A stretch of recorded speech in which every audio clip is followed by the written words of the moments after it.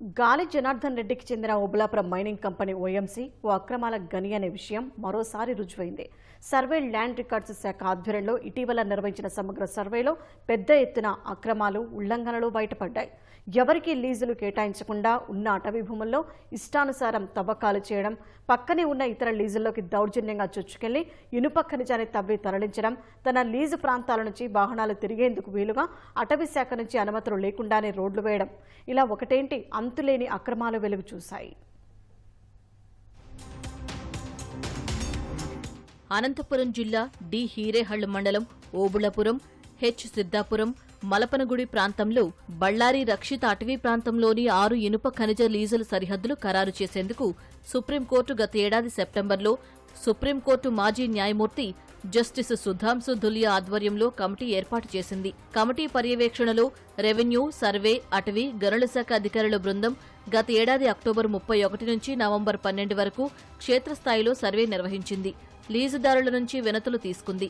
ఇటీవలే ఈ కమిటీకి కన్వీనర్గా వ్యవహరించిన సర్వే ల్యాండ్ రికార్డ్స్ శాఖ సంచాలకుడు Ronanki Kormanath committee chairman justice Sudhanshu ధులియాకు సమగ్ర సర్వే నివేదిక అందజేశారు.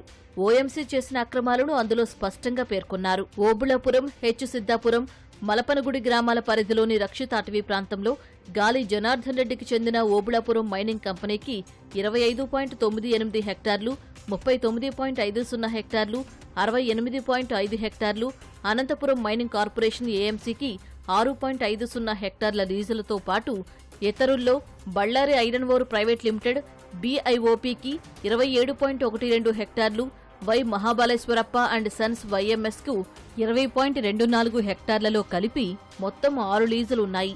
ఆ లీజుల ప్రాంతమంతా రక్షిత అటవీ ప్రాంతం కావడంతో లీజుల హద్దులు దాటి బయట ఎట్టి పరిస్థితుల్లోనూ తవ్వకాలు చేయకూడదు. ఈ నిబంధనలేవీ ఓఎంసీ పట్టించుకోలేదు. ఓఎంసీ, బీఐఓపీ, వైఎంఎస్ లీజుల మధ్యలో ఎవరికీ కేటాయించని 4.60 హెక్టార్ల అటవీశాఖ భూమిలో ఓఎంసీ ఇష్టానుసారం తవ్వకాలు చేసినట్లు గుర్తించారు.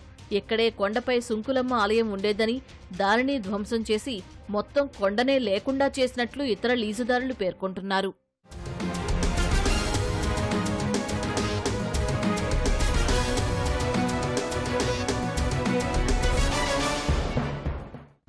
ఓఎంసీ తన లీజు పక్కన ఉన్న అటవీ ప్రాంతంలో తవ్వకాలు జరపడమే కాకుండా దానికి అవతల ఉన్న వైఎంఎస్కు చెందిన లీజులోకి చొచ్చుకెళ్లి అందులో 3.94 హెక్టార్లను ఆక్రమించి తవ్వకాలు చేసింది. బీఐఓపీకి చెందిన లీజులోకి వెళ్లి అక్కడ 1.69 హెక్టార్లను ఆక్రమించి తవ్వకాలు జరిపింది. అదంతా తన లీజు ప్రాంతాలేనని మొండిగా వాదించింది. కానీ సమగ్ర సర్వేలో ఇలా ఆక్రమించి తవ్వకాలు చేసినట్లు బయటపడింది. ఓఎంసీకి చెందిన 68.5 హెక్టార్ల లీజుకి ఆనుకుని ఉన్న అటవీ ప్రాంతంలో 0.83 హెక్టార్లలో ఇనుప ఖనిజాన్ని తవ్వేసింది. గాలి కుటుంబానికే చెందిన ఏఎంసీ సైతం 2.73 హెక్టార్ల అటవీ ప్రాంతంలో అక్రమంగా తవ్వకాలు జరిపినట్లు తేలింది. ఓఎంసీకి చెందిన 3 లీజులు, ఏఎంసీకి చెందిన 1 లీజు కలిపి మొత్తం 4 లీజుల్లో ఒకదాని నుంచి మరో దానిలోకి వాహనాలు వెళ్లేందుకు మట్టి రోడ్లు వేశారు. ఇలా అటవీ భూమిలోనే మొత్తం 9 రోడ్లు వేశారు. అటవీశాఖ నుంచి అనుమతులు లేకుండా 3.98 హెక్టార్లు ఆక్రమించి 7.47 కిలోమీటర్ల మేర మట్టి రోడ్లు వేసినట్లు తేల్చారు. ఓఎంసీకి చెందిన 25.98 హెక్టార్ల లీజు పక్కనే 1.75 హెక్టార్ల అటవీ భూమిని ఆక్రమించి ఖనిజం తవ్వకాల్లో వచ్చిన వ్యర్థాలను అక్కడ డంప్ చేశారు. ఓఎంసీకి చెందిన 68.5 హెక్టార్ల లీజుకు ఆనుకుని ఉన్న 0.49 హెక్టార్ల అటవీ భూమిని ఆక్రమించి వ్యర్థాల డంపింగ్కు వినియోగించారు. వైఎంఎస్ కూడా తన 20.24 హెక్టార్ల లీజు పక్కనే 1.56 హెక్టార్ల అటవీ భూమిలో వ్యర్థాలను డంపింగ్ చేసింది. బీఐఓపీ 1.76 హెక్టార్ల అటవీ భూమిని వ్యర్థాల డంపింగ్కు వాడుకుంది.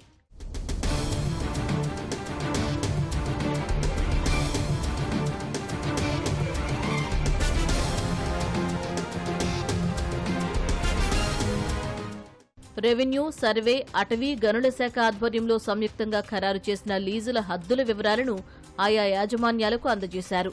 ఏమైనా అభ్యంతరాలు ఉంటే తెలపాలని కోరారు. ఈ నెల 5వ తేదీన ఢిల్లీలో committee chairman justice Sudhanshu Dhulia ఆధ్వర్యంలో నిర్వహించిన సమావేశానికి లీజుదారులు హాజరయ్యారు.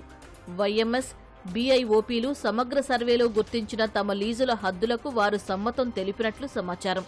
పక్కన కొంత అటవీ భూమిని ఆక్రమించి వ్యర్థాల డంపునకు వినియోగించింది వాస్తవమేనని అంగీకరించినట్లు తెలిసింది. అందుకు గతంలో జరిమానాలు చెల్లించామని, మళ్లీ ఇప్పుడు జరిమానా వేస్తే చెల్లిస్తామని కోరినట్లు సమాచారం. ఓఎంసీ, ఏఎంసీల యాజమాన్యాలు మాత్రం సమగ్ర సర్వేలో గుర్తించిన లీజుల హద్దులకు సమ్మతం తెలపలేదని తెలిసింది. తమ వద్ద ఉన్న రికార్డులకు సమగ్ర సర్వేలో గుర్తించిన హద్దులకు వ్యత్యాసం ఉందని చెప్పినట్లు సమాచారం. సంబంధిత వివరాలు అందించేందుకు గడువు కోరినట్లు తెలిసింది. దీంతో ఈ నెల 20 వరకు కమిటీ చైర్మన్ సమయం ఇచ్చినట్లు సమాచారం.